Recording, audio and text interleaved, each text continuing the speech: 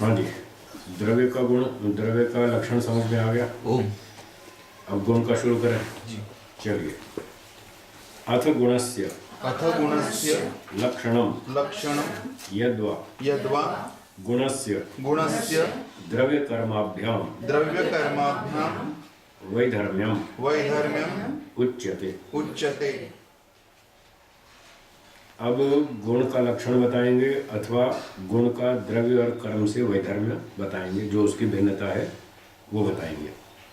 सूत्र 16, द्रव्याश्रयी द्रव्याश्रयी अगुणवान अगुणवान संयोग विभागेषु संयोग विभागेषु अकारणम अकारणम् अनपेक्ष अनपेक्ष इति गुणलक्षणम। इति गुणलक्षणम्। अब ये गुण का लक्षण भाष्य पढ़ते हैं।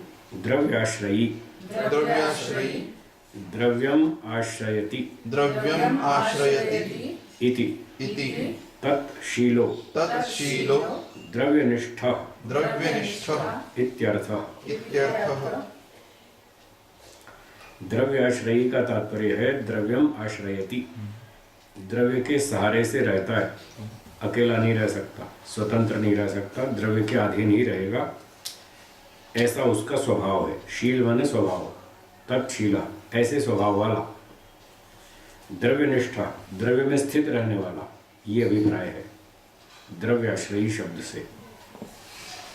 ठीक है, स्वतंत्र नहीं रहेगा। फिर गुणो न, बोलिए, गुणो न द्रव्यवत द्रव्यवत् स्वतंत्र सत्ता का, स्वतंत्र सत्ताकः। मतलब हुआ कि गुण द्रव्य के तुल्य स्वतंत्र सत्ता वाला नहीं है, पराधीन है, द्रव्य के अधीन है। गंध जो है वो गुण है, रस एक गुण है, किसी न किसी द्रव्य में रहेगा।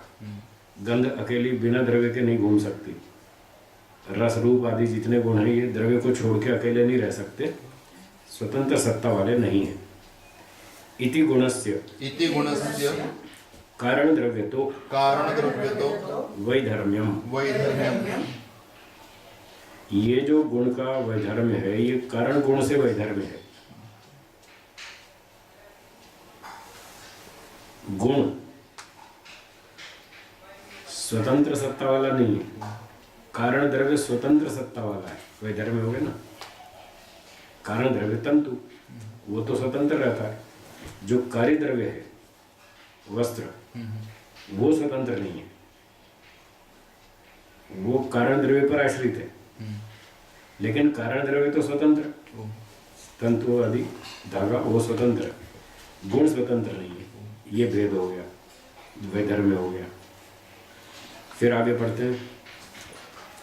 अगुणवान अगुणवान न गुणो यस्मिन् न गुणो यस्मिन् स स गुण रहिता। गुणरहितः। गुण जो है वो अगुणवान है, एक गुण दूसरे गुण को धारण नहीं करता। गुण रहिता गुण को धारण नहीं करता, जबकि द्रव्य करता है। द्रव्य गुण को धारण करता है, गुण गुण को धारण नहीं करता। ये भेद हो गया। गुणे न गुणो भवति गुणे न गुणो भवति इति इति कार्य द्रव्य तो कार्यद्रव्यतो वैधर्म्यम। वैधर्म्यम्। ये कार्य द्रव्य से वैधर्म्य हो गया। गुण गुण को धारण नहीं करता, जबकि कार्य द्रव्य गुण को धारण करता है। ये अंतर आ गया। वस्त्र रूप को धारण करता है, पर रूप रूप को धारण नहीं करता, न किसी गंध को धारण करता। रूप को भी द्रव्य धारण करेगा, गंध को भी द्रव्य धारण करेगा, जो भी होगा उसको द्रव्य ही धारण करेगा, गुण किसी को धारण नहीं करता। इस तरह से ये कार्य द्रव्य से वैधर्म्य हुआ। कार्य द्रव्यम कार्यद्रव्यम् कारण द्रव्यम कारणद्रव्यम् आश्रयत आश्रयत् सत सत् गुणवत् भवति ही। गुणवत् भवति ही। जो कार्य द्रव्य है वो कारण द्रव्य का आश्रय लेता हुआ वस्त्र, कारण द्रव्य तंतु का आश्रय लेता है, लेकिन रूप आदि गुण को धारण भी करता है स्वयं में। वस्त्र रूप आदि गुण को स्वयं में धारण भी करता है, जबकि गुण धारण नहीं करता। ये कार्य द्रव्य से इसका वैधर्म्य हुआ। अब आगे वाली बात पढ़िए। संयोग विभागेषु संयोग विभागेषु अकारणम अकारणम अनपेक्षा। अनपेक्षः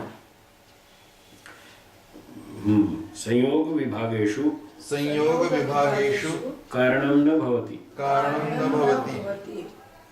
गुण की बात चल रही है। गुण संयोग और विभाग में कारण नहीं बनता।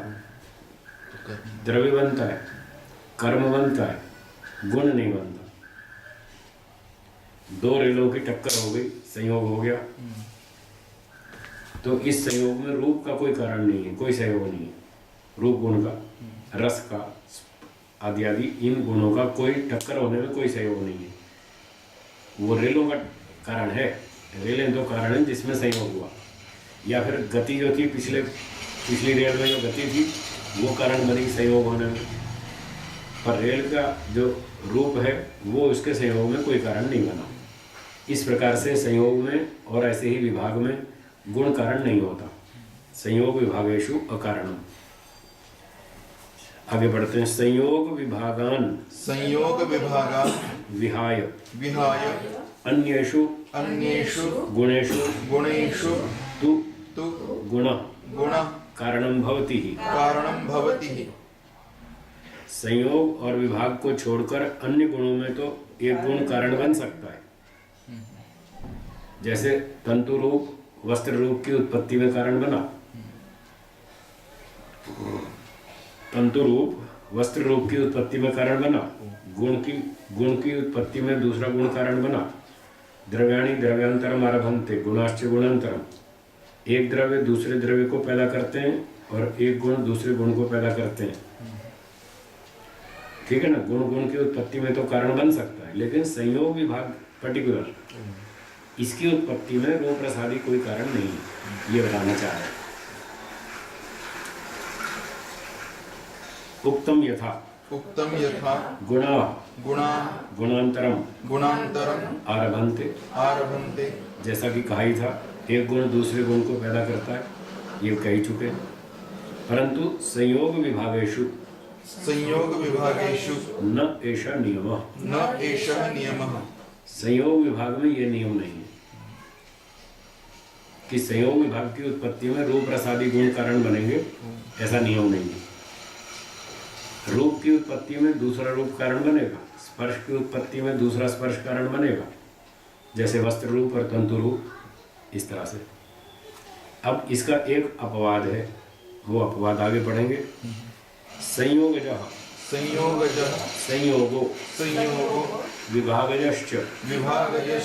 विभागस्तु भवति ही।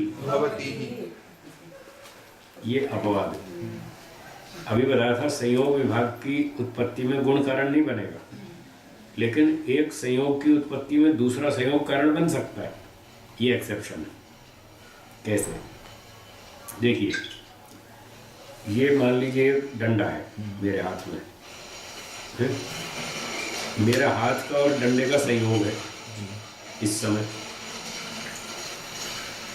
ये विभाग हो गया। फिर मैंने उठा लिया, संयोग हो गया।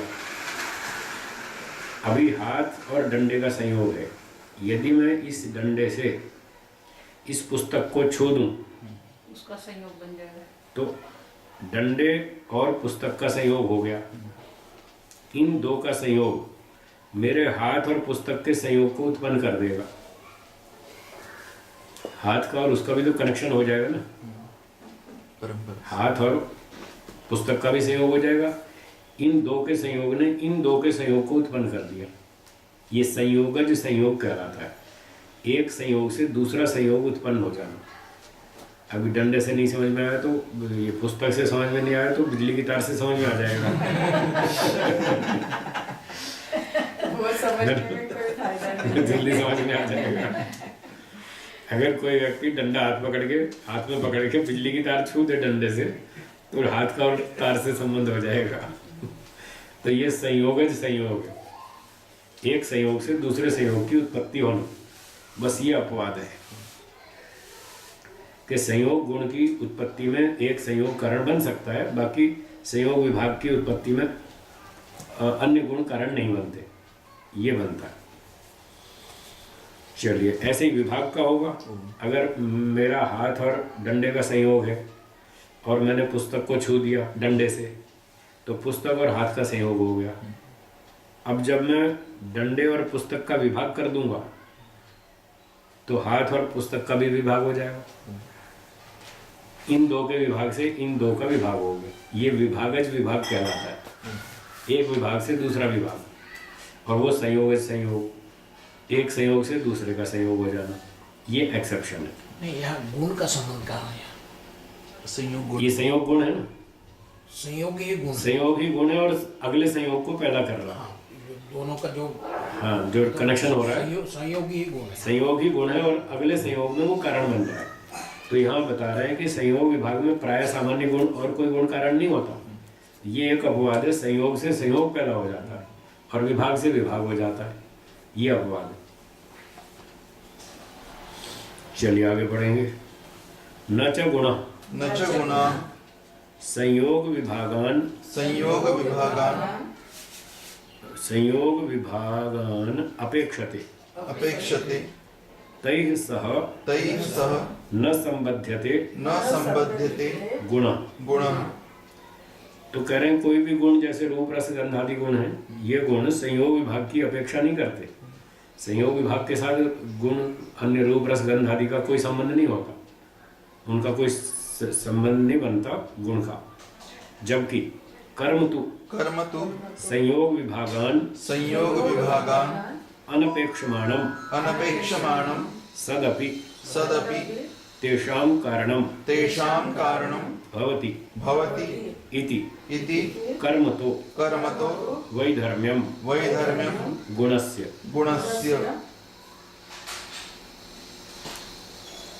तो संयोग विभाग की उत्पत्ति में रूप रसगंध आदि गुणों का तो कोई लेना देना नहीं है, कोई संबंध नहीं है, ठीक है ना। गुण का संबंध नहीं है संयोग विभाग में। जबकि कर्म से भेद दिखला रहे हैं। कर्म तो संयोग विभागान अनपेक्षमाणम सदपि तेषां कारणम भवति, वो कारण बनता है। कर्म तो कारण बनता है, गुण कारण नहीं बनता, ये अद्वैत धर्म है। संयोग विभाग की उत्पत्ति में कर्म तो कारण बनेगा, गुण कारण नहीं बनेगा। रूप रस गंध आदि वो कारण नहीं बनेगा। और जो ये बात बताई संयोग विभागान अनपेक्षमाण, इसका अर्थ है कि कर्म संयोग विभाग को उत्पन्न तो कर देगा और फिर उसके बाद वो मर जाएगा, तो उसको किसी की अपेक्षा नहीं है, उसको किसी की जरूरत ही नहीं है। वो खुद ही मर जाता तो बचा रहे, तब तो कुछ संयोग की विभाग की किसी और चीज़ की अपेक्षा रखे भी सही। कर्म तो संयोग को उत्पन्न करके खुद ही मर जाता है, इसलिए अब उसको कोई कार्य की अपेक्षा नहीं है, संयोग की कोई आवश्यकता नहीं है। जबकि वो कारण बनता है संयोग की उत्पत्ति में, और रूप रसगंध आदि गुण संयोग की उत्पत्ति में कारण नहीं बनता। इस तरह से गुण और कर्म का भेद, ये भेद कर्म से ही बता दिया। फिर कहते हैं कार्य द्रव्यम स्व कारण द्रव्याणाम संयोगम अपेक्षते यावत् कार्य द्रव्यम तावत् कारण द्रव्याणाम संयोगेन भवितव्यमेव।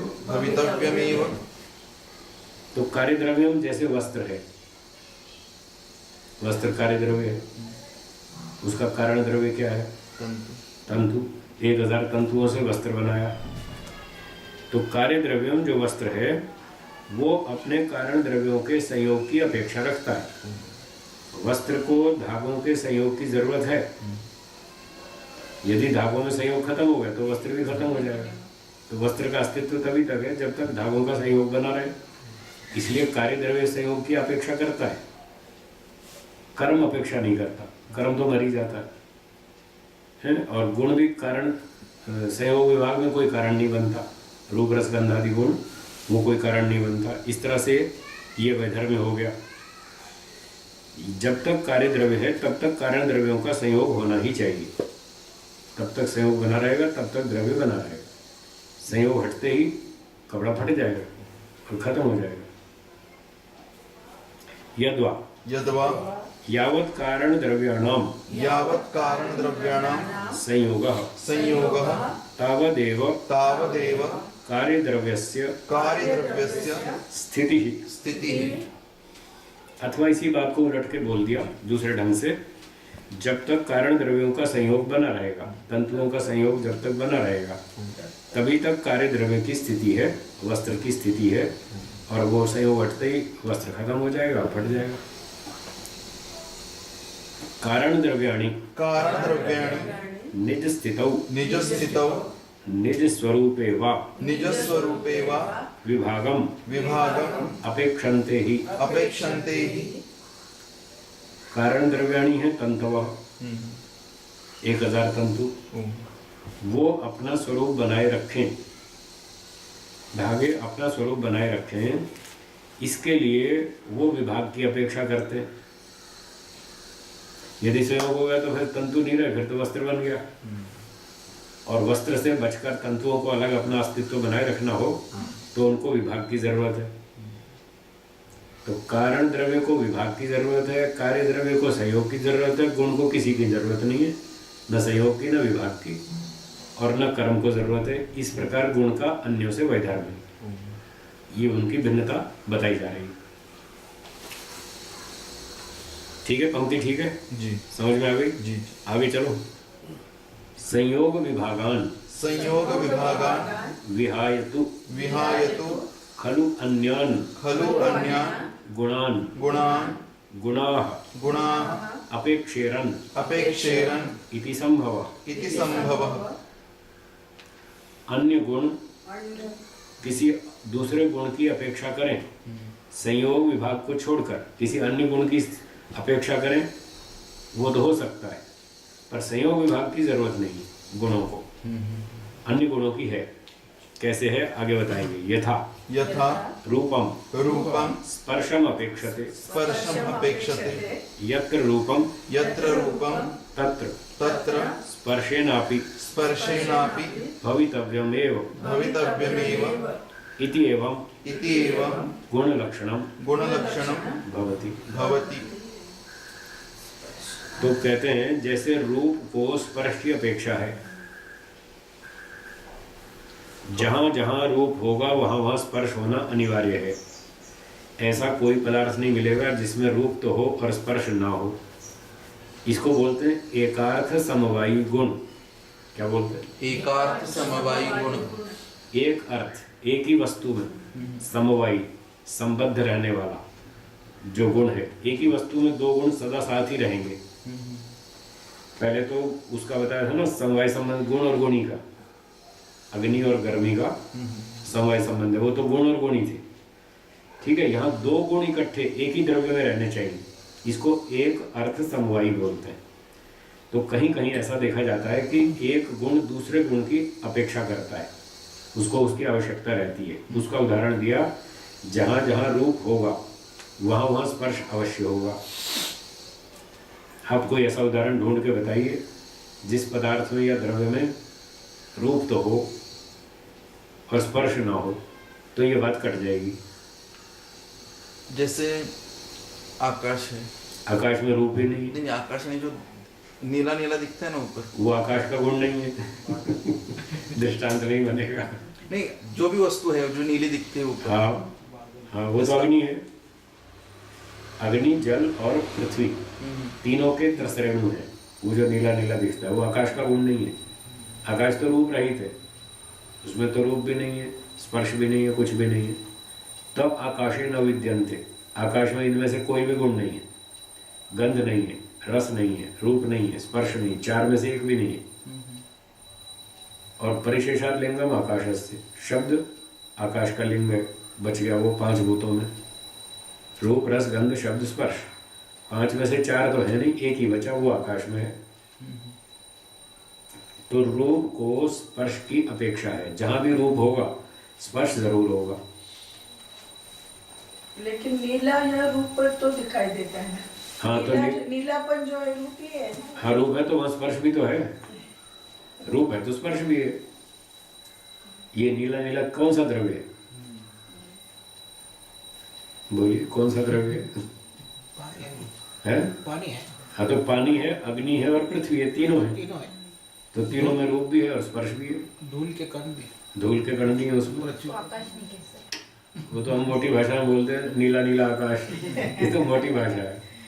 आकाश नीला पीला काला कुछ नहीं होता। सत्यार्थ प्रकाश में लिखा है। और ये नीला भी हमको यहाँ से दिख रहा है, धरती पे हम बैठे यहाँ से हमको नीला दिख रहा है। एटमॉस्फेयर से बाहर निकलो तो काला दिखेगा, काला देखिए। फिर ये काला नहीं दिखेगा। पृथ्वी के वायुमंडल से आप बाहर निकल जाओ स्पेस में तो काला दिखेगा। काला रूप नहीं है। वो काला रूप नहीं है, वो प्रकाश का अभाव है। वो रूप नहीं है, छाया द्रव्य भी थी। चंद्र पर जाने पर भी ऐसा दिखता वो काला काला दिखता है क्योंकि वहाँ लाइट नहीं है, इसलिए लाइट नहीं है। तो फिर एब्सेंस ऑफ लाइट वो डार्कनेस है। वो अंधेरा अंधेरा क्या है? प्रकाश का अभाव, वो तो अभाव है, उसमें रूप गुण कुछ नहीं। रूप तो होता है काल, तो क्या बोलते हैं उसको, तारकोल में जो काला काला रंग होता है ना, तारकोल सड़क बनती है जिससे, वो है काला तो रूप। ठीक है जी। तो इस प्रकार से जहाँ जहाँ रूप होगा वहाँ स्पर्श जरूर होगा। ये दो ही गुण में घटता है। नहीं, और भी है, और भी और बताता हूँ मैं। एक तो उस भाष्यकार ने उदाहरण दिया, मैं और बताता हूँ। एक तो इन्होंने बताया जहाँ रूप होगा वहाँ स्पर्श जरूर होगा। अब मेरा अगला उदाहरण, जहाँ रस होगा वहाँ रूप भी होगा। जहाँ रस होगा, रस गुण, रस होगा हाँ, वहाँ रूप भी होगा। वहाँ रूप भी होगा। और अगला उदाहरण, जहाँ गंध होगी वहाँ रस भी होगा। जहाँ गंध होगी वहाँ रस भी होगा। हाँ, रस में गुण। आम में रस गंध आती है ना, आम में संतरे में गंध आती है ना, तो उसमें रस भी होगा, टेस्ट भी होगा, रस भी, गंध भी, रूप भी। सारे होंगे, चारों गुण होंगे। गंध वाले में चारों गुण होंगे। गंध होगी तो रस भी होगा, रूप भी होगा, स्पर्श भी होगा, क्योंकि वो आगे एक दूसरे की अपेक्षा रखने वाले गुण हैं। गंध होगा तो रस होगा, और रस के लिए उदाहरण दिया, रस होगा तो रूप भी होगा, और रूप का उदाहरण रूप होगा तो स्पर्श भी होगा। तो गंध वाले पदार्थों में चारों गुण होंगे। जैसे फूल है उसमें रस भी है, रस गंध भी भी है, है, गंध भी और है, स्पर्श भी है, रूप भी और है। रूप भी है, चारों हैं। तो पृथ्वी में चार गुण हैं। जो पार्थिव द्रव्य होंगे उनमें चारों गुण मिलेंगे। जो जल में तीन गुण है तो जो जलीय होंगे उसमें तीनों गुण मिलेंगे। रूप अग्नि रूप वाली है तो अग्नि में स्पर्श जरूर होगा, वो वायु के साथ। और स्पर्शवान वायु अकेला है, उसमें केवल स्पर्श होगा। तो इसलिए स्पर्श को रूप की जरूरत नहीं है, लेकिन रूप को स्पर्श की जरूरत है। अग्नि में रूप है तो वहाँ स्पर्श भी है, गर्म लगती है, छूते हैं जब अग्नि को गर्म लगती है। पर कुछ अग्नि रहती है जो गर्म नहीं रहती। वो अग्नि के फिर रूप अलग अलग है। उसमें जो गर्मी है ना, स्पर्श, उष्ण स्पर्श, वो दब गया, उसको अनुद्भूत कहते हैं। वहां पर स्पर्श गुण अनुद्भूत है। अग्नि का स्वरूप तो गर्म ही है ना। हाँ, ओरिजिनल स्वरूप तो गर्म है, पर अग्नि में दो गुण हैं, एक रूप है, एक स्पर्श है। कहीं कहीं ये दोनों प्रकट होते हैं, तीव्र अवस्था में होते हैं, तो आपको गर्मी भी लगेगी और रंग भी दिखाई देगा। जैसे चूल्हे की अग्नि में, इसमें रूप भी दिखता है और गर्म भी लगती है, दोनों है। फिर कहीं रूप तो प्रकट होगा, स्पर्श प्रकट नहीं होगा, स्पर्श छुप जाएगा। जैसे टॉर्च की लाइट है, टॉर्च लाइट में गर्म नहीं लगेगी आपको, लेकिन लाइट तो होगी, उसमें रूप तो दिखेगा और स्पर्श दब जाएगा। कहीं पर स्पर्श उद्बुद्ध होगा और रूप दब जाएगा। जैसे मई जून में गर्मी, हवा में गर्मी हो जाती है ना मई जून में, तो वह गर्म गर्म लगता है, लू चलती है, उसमें गर्मी तत्व, अग्नि तत्व के कारण गर्मी लगती है। स्पर्श तो प्रकट है, लपटें नहीं दिखती, रूप उसका दब गया। और एक चौथी अग्नि तत्व ऐसा है जिसमें रूप और स्पर्श दोनों ही दब जाते हैं, वो है नेत्र की किरणें। यहाँ से किरणें निकलती हैं और दीवार तक जाती हैं, उससे टकराती हैं, उसका फोटो खींच के वापस आती हैं। इसमें रूप और स्पर्श दोनों ही छुप गए, पर ये किरणें हैं तो सही, दिखती नहीं है। कल वो बच्चा पूछ रहा था मुझसे कि जी हवा दिखती क्यों नहीं? मैंने कहा हवा दिखने लगे तो बाकी कुछ भी नहीं दिखेगा। फिर सब कुछ ढक जाएगा, हवा ही दिखेगी। हवा तो सभी जगह है ना, तो फिर सिर्फ हवा ही हवा दिखेगी, फिर और कुछ भी नहीं दिखेगा। हवा के पीछे सब ढक जाएगा, छुप जाएगा। दीवार दिखती है, दीवार के दिखने की वजह से दीवार के पीछे वाली वस्तु दिखती है, छुप गई ना। क्योंकि दीवार आगे और बाकी वस्तु पीछे, तो आगे वाली चीज हमको दिखती है, पीछे वाली नहीं दिखती।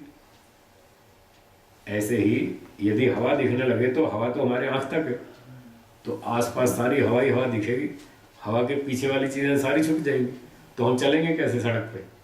चलना फिरना, आना जाना, मोटर गाड़ी चलाना, व्यवहार करना सब फेल हो जाएगा। इसलिए ईश्वर ने जानबूझ के हवा ऐसी बनाई जो कि दिखाई ना दे, जिससे हमारा चलना फिरना, यात्रा करना ठीक ठाक बना रहे, नहीं तो हम कुछ भी काम नहीं कर पाएंगे।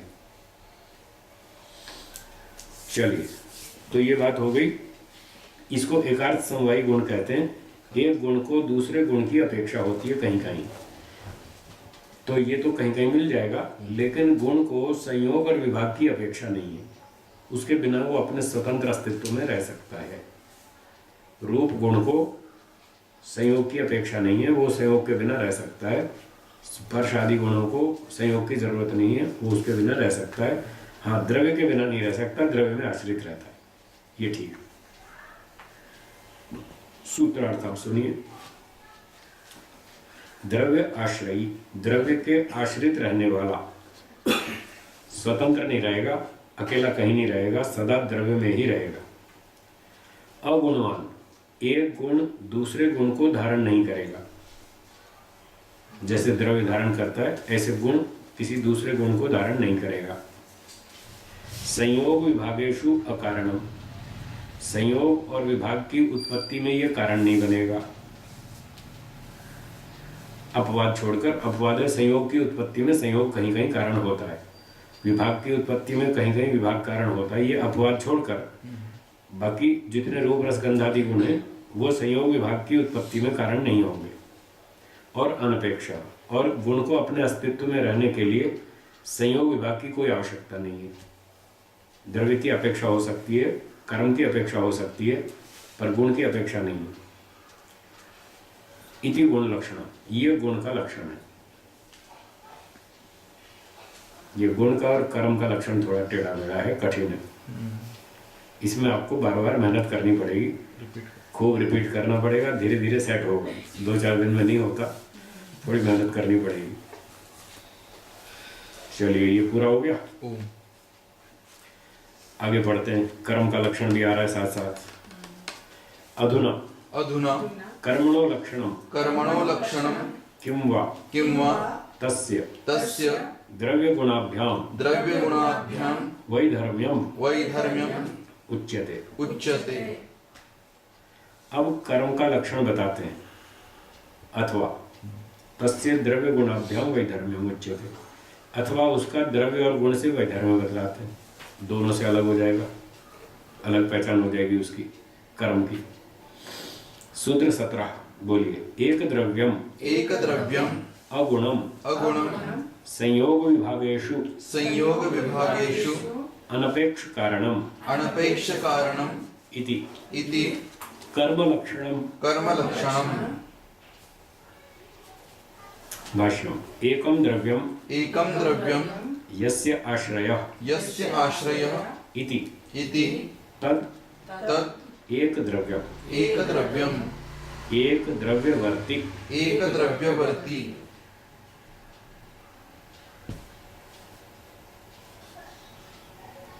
कहते हैं एकम द्रव्यम यस्य आश्रयः, कर्म ऐसा है जिसका आश्रय एक द्रव्य होता है। एक कर्म का आश्रय एक द्रव्य, ठीक है। तद एक द्रव्यम, उसको एक द्रव्यम सूत्र में इस शब्द से कहा है, एक द्रव्य में रहने वाला। एक कर्म 2 द्रव्यों में नहीं रहेगा, मतलब ये है एक कार चल रही है, एक दूसरी कार भी चल रही है, 2 कारें चल रही हैं।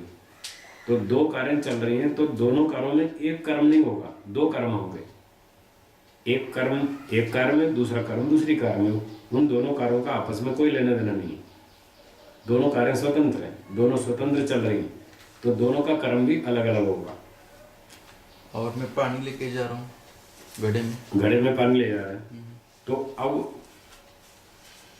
आप एक द्रव्य बन गए। रेलगाड़ी में 10 डिब्बे हैं, 15 डिब्बे हैं, सारे कनेक्टेड है ना, तो वो 15 द्रव्य नहीं है, वो एक द्रव्य है, एक रेल कहलाएगी, वो कनेक्शन हो गया उसका।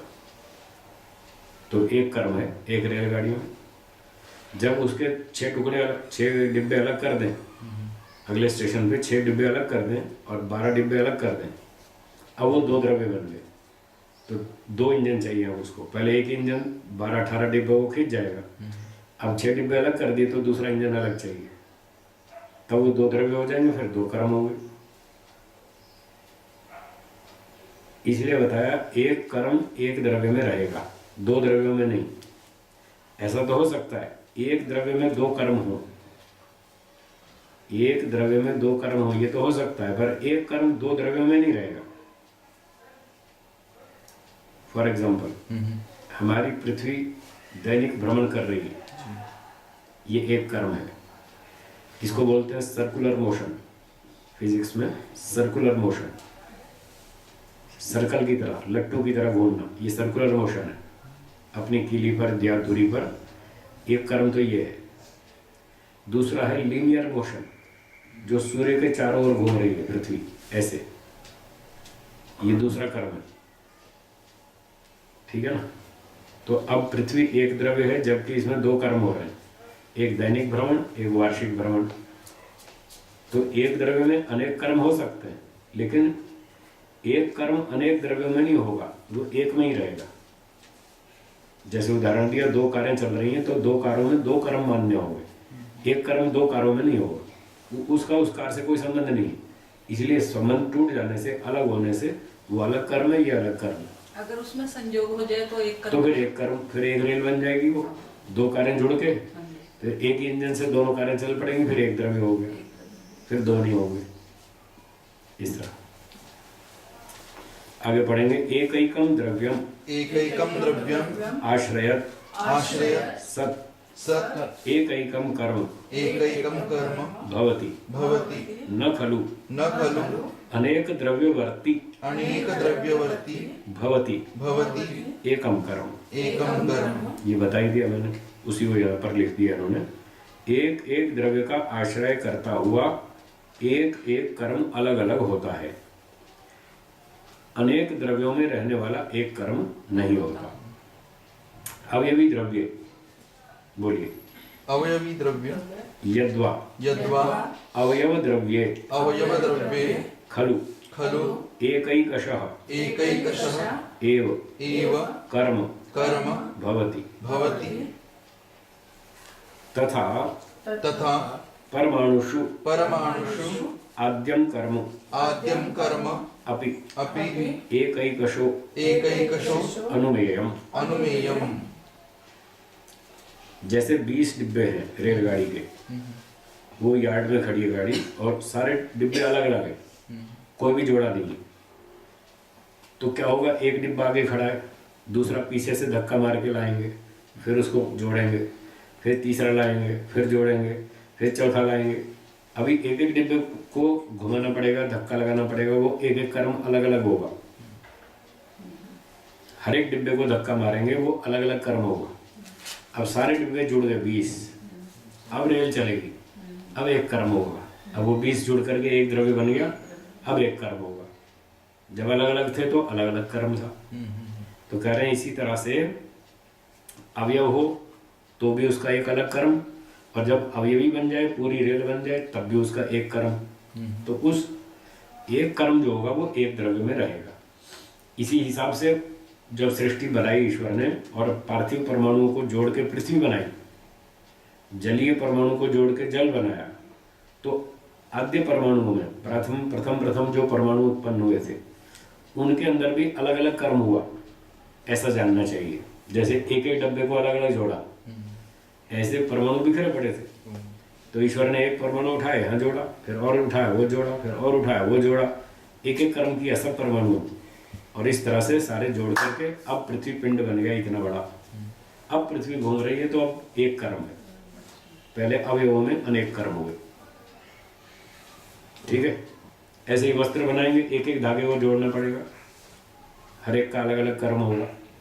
और जब पूरा लंबा कपड़ा बन गया, अब पूरे कपड़े में एक ही कर्म हो जाएगा, वो अवयवी बन चुका है। इस तरह से इति कार्यद्रव्य तो इति कार्यद्रव्यतो वैधर्म्यम अस्ति। वैधर्म्यमस्ति। कार्यद्रव्यम कार्यद्रव्यम् अनेक कारण द्रव्य अनेक कारणद्रव्य आश्रितम भवति। आश्रितं भवति। तो कहते हैं ये कार्य द्रव्य से कर्म का वैधर्म्य है। कार्य द्रव्य तो अनेक कारण द्रव्यों के आश्रित होता है। वस्त्र तो 1000 धागों के आश्रित है, जबकि कर्म एक ही द्रव्य के आश्रित है। ये अंतर आ गया, कार्य द्रव्य से ये वैधर्म्य हो गया। कार्य द्रव्य अनेक कारण द्रव्यों के 1000 तंतुओं के आश्रित है, जबकि कर्म केवल एक ही के आश्रित है। ये अंतर आ गया। तथा तथा गुण तो अपि गुणतो अपि आंशिकम आंशिकं वैधर्म्यम वैधर्म्यं यतो यतो गुणः गुणः एक द्रव्याश्रितो एक द्रव्याश्रितो अवयवी द्रव्याश्रितो अवयवी द्रव्याश्रितो रूपादि रूपादि अनेक द्रव्याश्रितो अनेक द्रव्याश्रितो अनेक अवयव आश्रितश्च अनेक अवयव आश्रितश्च संयोगादि संयोगादि द्वित्वादिश्च द्वित्वादिश्च गुणो भवति। गुणो भवति। कर्म का गुण के साथ आंशिक वैधर्म्य है। ये क्या वैधर्म्य है? कर्म का गुण के साथ आंशिक वैधर्म्य ये है कि कर्म एक द्रव्याश्रित रहता है, जबकि गुण कई ऐसे हैं जो एक द्रव्याश्रित होते हैं, कई गुण ऐसे हैं जो अनेक द्रव्याश्रित होते हैं। तो एक द्रव्याश्रित कैसे हैं? जैसे वस्त्र है, वस्त्र है एक द्रव्य वस्त्र, और वस्त्र में जो रूप है वो वस्त्र के आश्रित है, एक द्रव्य वस्त्र। वस्त्र का रूप वस्त्र के आश्रित है, वो भी एक द्रव्य आश्रित है, और कर्म भी एक द्रव्य आश्रित होता है। ये तो समानता हो गई। और भिन्नता ये हो गई कि कुछ गुण ऐसे हैं जो एक द्रव्य के आश्रित नहीं होते, अनेक द्रव्य आश्रित होते हैं। जैसे दो संख्या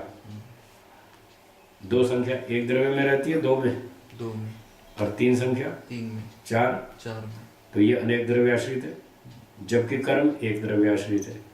इस तरह से संख्या द्वित्वादि संख्या से इसका वैधर्म्य है। ऐसे ही संयोग गुण है, वो भी दो में होता है, कर्म एक में होता है। विभाग है, वो भी दो में होता है, और यहाँ कर्म एक में रहता है। इस तरह से गुणों से भी कहीं कहीं इसका वैधर्म्य है, वो पूरा तो नहीं है, कहीं कहीं है। ये हो गया एक द्रव्यों की व्याख्या कि कर्म एक द्रव्य में रहता है। अगली बात है अगुण। अगुणम न गुणो न गुणो यस्मिन् यस्मिन् तथा तथा कर्म कर्म अविद्यमान गुणम। अविद्यमान गुणम। तो जैसे गुण गुण को धारण नहीं करता था, ऐसे ही कर्म भी गुण को धारण नहीं करता। कर्म में कोई गुण नहीं रहता, किस में रहता है? द्रव्य में रहता है। तो गुण को भी द्रव्य धारण करता है, कर्म को भी द्रव्य धारण करता है। गुण को गुण नहीं धारण करता, गुण को कर्म नहीं धारण करता। इसलिए कर्म के विषय में कहा कि वो भी गुण को धारण नहीं करता। व्याख्या पढ़ते हैं आगे। अभिव्यक्त अभिव्यक्त अनभिव्यक्त अनभिव्यक्त अभिव्यज्यमान अभिव्यज्यमान गुण संपर्को गुण संपर्को यस्मिन् नास्ति यस्मिन् नास्ति तत्खलु तत्खलु कर्म। कर्म। तो गुण की स्थिति तीन तरह से होती है, एक अभिव्यक्त, एक अनभिव्यक्त, एक अभिव्यज्यमान। तीन तरह से गुण का संपर्क होता है, द्रव्य के साथ होता है। जैसे वस्त्र का रूप है, जब केवल धागे के बंडल रखे, अभी वस्त्र को मशीन पे चढ़ाया ही नहीं, धागे को चढ़ाया ही नहीं, केवल बंडल रखे, तो उस समय वस्त्र का रूप अनभिव्यक्त है, अभी प्रकट नहीं। फिर अगली प्रोसेस हुई, मशीन पे धागे चढ़ा दिए, ऐसे लंबे तो बांध दिए, और चौड़े भी अब लगा रहे हैं, ऐसे ऐसे ऐसे थोड़ा थोड़ा थोड़ा चढ़ा दिया, आधा वस्त्र बन गया। अब ये रूप, वस्त्र का रूप अभिव्यज्यमान है, कुछ कुछ प्रकट हो रहा है, पूरा नहीं हुआ, आधा हुआ प्रोसेस में। तो यहाँ रूप गुण अभिव्यज्यमान है। जब धागे थे तो वस्त्र का रूप अनभिव्यक्त था, अब पूरे धागे बूंद दिए गए, इधर के भी दोनों तरह के, अब पूरा हो गया, अभिव्यक्त हो गया ये रूप गुण। तो चाहे गुण अनभिव्यक्त हो, चाहे अभिव्यज्यमान हो, और चाहे अभिव्यक्त हो चुका हो, तीनों में से कोई भी स्थिति हो, गुण का संपर्क सदा द्रव्य से रहेगा, कर्म से तीनों में से कभी भी नहीं रहेगा।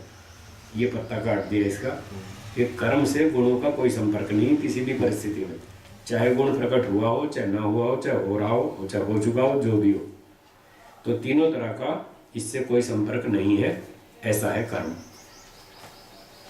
इति द्रव्यतो वैधर्म्यम विज्ञेयम। इस तरह से द्रव्य से वैधर्म्य समझना चाहिए कर्म का। उसके साथ गुण का संपर्क है, इसके साथ नहीं, कर्म के साथ।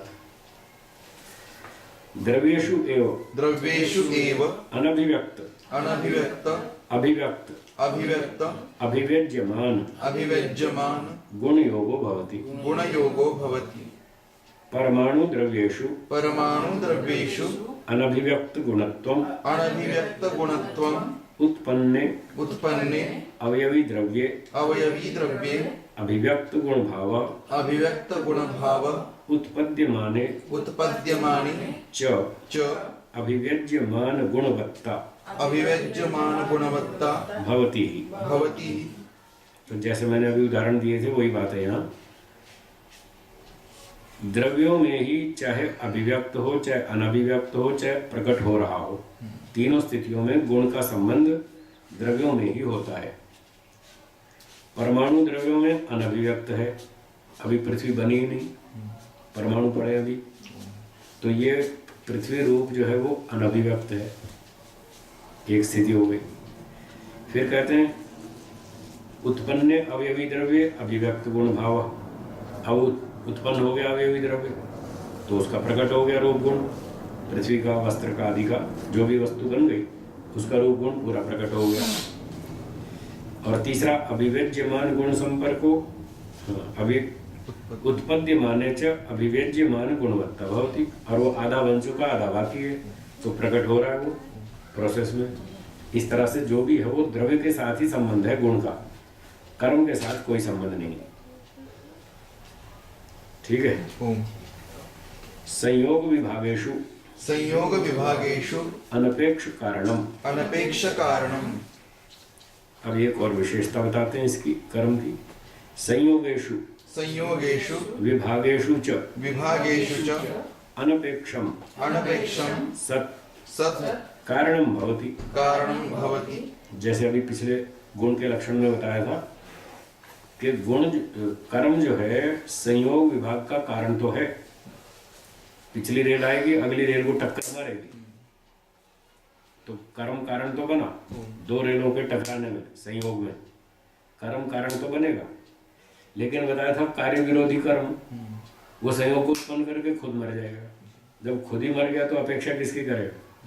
वो अपेक्षा नहीं करता, अनपेक्षा, किसी की अपेक्षा नहीं करता, फिर भी कारण जरूर होता है संयोग आदि का। तो कह रहे हैं संयोगेषु विभागेषु, संयोग और विभागों में अनपेक्षम सत् कारणम भवति। कारण तो होता है पर उसकी अपेक्षा नहीं करता, बस उत्पन्न करके मर जाता है। संयोगानाम विभागानाम च कारणम कर्म। सीधी बात है, संयोग और विभाग का कारण कर्म है। रेल का उदाहरण में कर्मजन्या संयोग विभागा तत्र कारणम सदपि भवति अनपेक्षम तस्य अस्थिरत्वात्। तो कर्म से संयोग और विभाग उत्पन्न होते हैं। ये संयोग हुआ, कर्म से हुआ, हाथ हिलेगा नहीं तो संयोग होगा नहीं, तो कर्म से संयोग हुआ। अब विभाग करना है, बिना कर्म के नहीं होगा, फिर कर्म करेंगे तो विभाग हो जाएगा। तो कर्म से संयोग भी होता है, कर्म से विभाग भी होता है। संयोग विभाग दोनों कर्म से होते हैं, फिर भी इनका कारण होते हुए भी वो अनपेक्ष है, फिर किसी की आवश्यकता नहीं रखता वो। क्यों? तस्य अस्थिरत्वात्, उसके अस्थिर होने से, वो स्वयं ही नहीं रहता, खत्म हो जाता है कर्म, इसलिए उसको किसी की आवश्यकता नहीं है।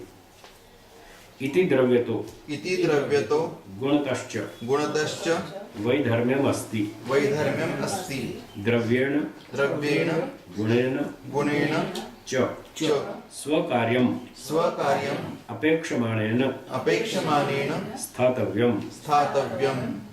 ये द्रव्य और गुण से कर्म का वैधर्म्य है कि कर्म को किसी की जरूरत नहीं है, वो रहा ही नहीं बेचारा, खुद ही खत्म हो गया, तो उसको क्या जरूरत है किसी की। लेकिन द्रव्य और गुण वो अपने कार्य की अपेक्षा करते हुए वो तो रहते हैं।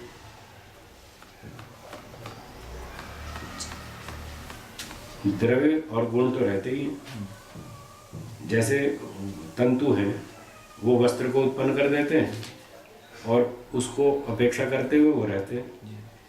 संयोग की अपेक्षा करते हुए वस्त्र रहता है ना। तो पिछले उदाहरणों में हमने देखा गुणों को एक दूसरे की अपेक्षा होती है। रूप को स्पर्श की अपेक्षा है, गंध को रस की अपेक्षा है, वो तो एक दूसरे की अपेक्षा करके रहते हैं। परंतु कर्म जो है वो किसी की अपेक्षा ही नहीं करता, क्योंकि वो रहता ही नहीं। इस तरह से कर्म का इन दोनों से वैधर्म्य है। ठीक है। आखिरी पंक्ति है तथा तथा तस्य तस्य संयोगा संयोगा विभागाश्च विभागाश्च कार्याणि कार्याणि इति अपि इति अपि वैधर्म्यम वैधर्म्यम् ताभ्यामिति ताभ्यामिति कर्मलक्षणम कर्मलक्षणम् विज्ञेयम्। विज्ञेयम्। ये पंक्ति में गड़बड़, ये ठीक नहीं है। कह रहे संयोग और विभाग उसके कार्य हैं, किसके? कर्म के। और ये दोनों से इसका वैधर्म्य है। किन दोनों से? द्रव्य और गुण से। द्रव्य गुण से कर्म का ये वैधर्म्य है कि संयोग विभाग कर्म के कार्य हैं, जबकि गुणों के भी कार्य होते हैं और द्रव्यों के भी कार्य हैं संयोग विभाग। केवल कर्म से थोड़ी, कारण तो तीन होते हैं, एक ही कारण नहीं। इसलिए ये पंक्ति थोड़ी गड़बड़ वाली है, इसको छोड़ देते हैं। बाकी सारी ऊपर ठीक है। इति कर्म लक्षणम विज्ञेयम, ये कर्म का लक्षण समझना चाहिए। ठीक हो गया जी। सूत्रार्थ सुनिए। एक द्रव्यम, एक द्रव्य में रहने वाला। कर्म जो है वो एक द्रव्य में रहता है। 2, 4, 5, 10 द्रव्यों में एक कर्म नहीं रहेगा। अगुणम, गुण को धारण नहीं करेगा। द्रव्य धारण करेगा, गुण को कर्म धारण नहीं करेगा। संयोग विभागेषु अकारणम, नहीं, संयोग विभागेषु कारण। संयोग विभाग का तो कारण है। और अनपेक्षा, संयोग विभाग में कारण होते हुए भी उनकी अपेक्षा नहीं करता, उत्पन्न करके स्वयं मर जाता, बस उसका काम खत्म हो गया। उसकी तरह से वो कौन है, जैसे वो होते हैं ना सुसाइड बॉम्बर्स उनकी तरह से कर्म खत्म हो गए, मर गए। बम फोड़ते हैं, उसको मार देते हैं, खुद भी मर जाते हैं। तो ये कर्म ऐसा है जो संयोग विभाग को पैदा कर देता है और खुद मर जाता है। ये कर्म का लक्षण। चलिए, ये दो थोड़े कठिन है जी। द्रव्य वाला थोड़ा सरल है, गुण और कर्म वाला थोड़ा कठिन है। इसको बार बार दोहराएंगे तो हो जाएगा, अच्छा हो जाएगा। एक बार ओम का उच्चारण करेंगे।